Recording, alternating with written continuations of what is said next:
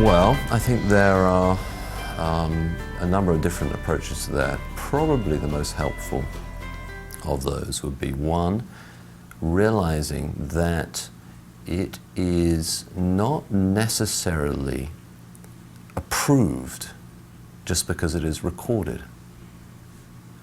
So the emotion may be legitimate in that someone actually feels that, but the desire to take your enemy's babies and smash them against rocks may not, in the end, be a result that God approves, right?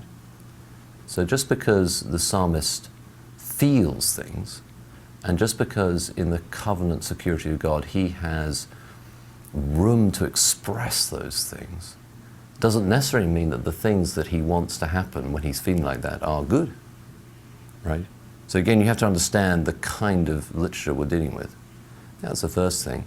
The other thing is that there are times when God's prophets, God's Old Testament people are given special room to speak of God's judgment. And the reality is that we all deserve God's judgment. And so any imprecation is not only on our enemies, it's also upon us. And so then the final resolution of that is, of course, the cross, where such judgment is taken for us.